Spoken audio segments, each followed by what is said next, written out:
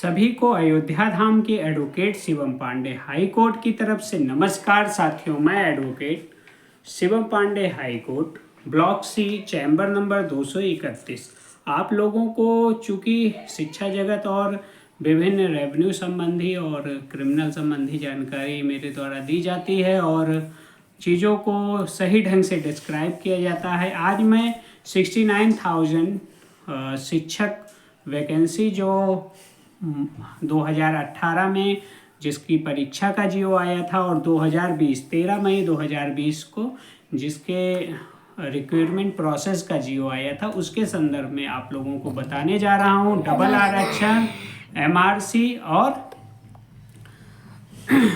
Revisit संबंधी जानकारी आप लोगों को देने जा रहा हूं। चूँकि रिविजिट एक सरकारी साइट्स पे और पेपर वर्क में हो चुका है, लेकिन चूँकि इतनी ज़्यादा अनियमितता है कि अगर उन अनियमितताओं को सामने रख दिया जाए तो पूरी की पूरी वैकेंसी माननीय उच्च न्यायालय का डबल बेंच उसको खारिज करके फिर से वैकेंसी पूरी कराने के लिए कहेगी। लेकिन विभाग और सरकारी अधिकारी और अपने सरकारी अधिवक्ता के माध्यम से कुछ ना कुछ ऐसी तोड़ जरूर निकाल लेते हैं जिसके माध्यम से साथियों वे अपना बचाव कर लेंगे। लेकिन अभी तो मान लीजिए मैं जो कुछ कह रहा हूँ अधिवक्ता होने के नाते आप लोगों को मैं बता दूं कि सिर्फ और सिर्फ जो मेरे द्वारा कही जा रही है वो कोर काल्पनिक भी हो सकती है, क्योंकि अभी तक बहुत बड़ी गड़बड़ी हम लोगों ने देखी।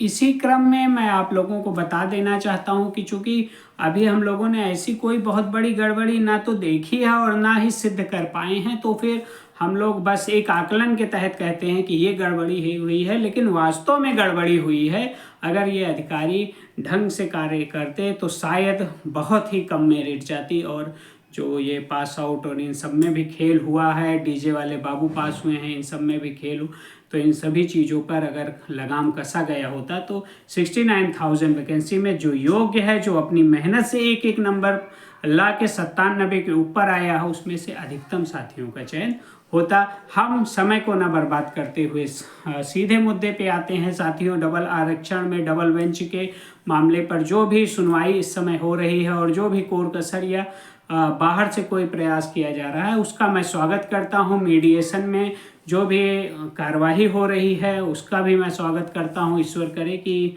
इन लोगों के, लेकिन अगर सच्चे मन से हो रही है तभी इन लोगों के संघर्ष का परिणाम सुखद हो, लेकिन सच्चे मन से हो रही हो तभी यह कार्य आगे हो सकता है। क्योंकि मीडिएशन कोई नेता ना करवा के सीधे एजी करवाते हैं, महाधिवक्ता करवा सकते हैं, सिर्फ और सिर्फ उस पर मुख्यमंत्री की मुहर लगी हो तो।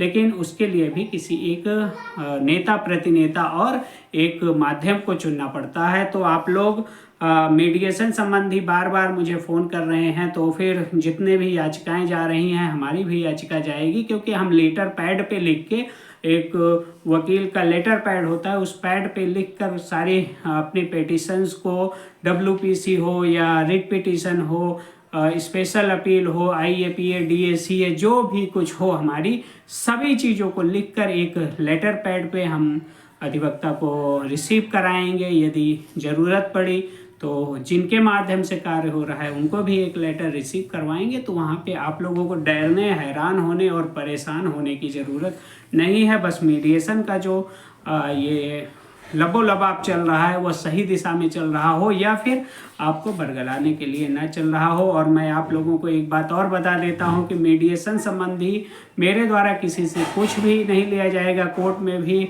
अल्प राशि में अधिकतम कार्य किया जाता है और यहाँ पे 0 राशि मेरे द्वारा ली जाएगी। और मैं आप लोगों से अपील भी करता हूँ कि आप लोग किसी को कुछ ना दें जब तक कोई भी परिणाम सार्थक ना हो जाए।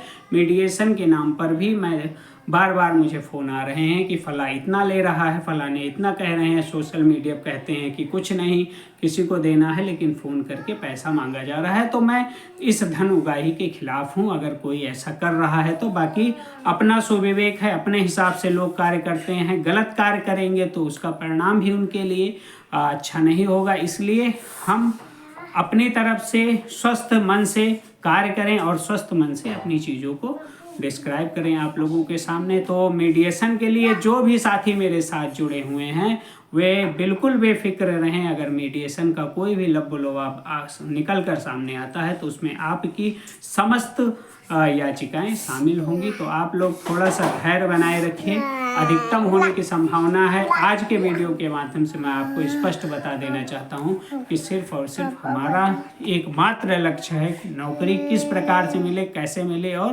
किस माध्यम से मिले। तो उसके पहले आप लोग जो भी साथियों आप लोग समझ रहे हों तो उसको समझिए, लेकिन आप लोग बिल्कुल बेफिक्र रहिए और चीज़ों को अच्छे ढंग से करने के लिए हमें जो प्रेरणा भगवान श्री राम से प्राप्त हुई है उसको आप लोग जो है, ये मेरी लाडली बिटिया है जो कि मुझे तंग कर रही है, वीडियो नहीं बनाने दे रही है। इसका नाम क्या नाम है बिन्नी? निन्नी नाम इसने अपने स्वयं रखा है। मैं चाहता हूँ आप लोग इसको आशीर्वाद दें, इसका भविष्य उज्जवल हो। धन्यवाद। चलो यहाँ बैठो। तो मैं आप लोगों को सिर्फ इतना कहना चाहता हूँ, आप लोग धैर्य बनाए रखें। जो भी साथी साथ में जुड़े हुए हैं, मुझे ना तो कोई लालसा है कि मैं बहुत याचिकाएं डबल आरक्षण के मामले में डालूं, क्योंकि अधिवक्ता होने के नाते मैं इतना चाहूँगा कि जो भी हो सही हो। तो आप बार बार जो है ये परेशान ना हो कि सर मेरा नाम कहाँ है, क्या कैसे है। जो भी मेरे साथ शुरू से अंत तक जुड़ा है वे सभी धैर्य बनाए रखें। हम मीडिएशन का भी स्वागत करते हैं। उसमें स्पष्ट रूप से हमारे लेटर पैड पे हमारी याचिकाएं, सभी याचिकाएं जाएंगी और अगर कोई माध्यम निकल के सामने आता है तो वहाँ पे आप, हम और साथ में जुड़े समस्त व्यक्ति और प्रदेश में जितने लोगों ने याचिकाएं डाली हैं सभी शामिल रहेंगे, क्योंकि हमने सबकी भी लिस्ट बना ली रखी है, चाहे वो एमआरसी के हों या ओबीसी के हों या जनरल के हों, सभी की लिस्ट बनाई है। अगर ऐसा कुछ होता है कोर्ट में तो किसी भी याचिका का कोई भी आदमी नहीं छूटेगा। इसलिए आप लोग अनावश्यक अपने धन का अपव्यय ना करें और थोड़ा सा जो आप लोगों ने संघर्ष किया है उसको आप आगे देखते रहें और धैर्य के साथ सभी चीज़ों को पूर्ण करते रहें। आप लोगों को अयोध्या धाम के एडवोकेट शिवम पांडे की तरफ से जय श्री राम, जय हनुमान, जय महाकाल। आप सभी का दिन शुभ हो। आने वाले समय में भगवान श्री राम प्रत्येक अभ्यर्थी की मनोकामना को पूर्ण करें और सच्चे हृदय वालों को उनकी सही दिशा प्राप्त हो। इन्हीं शुभकामना के साथ पुनः नमस्कार, धन्यवाद।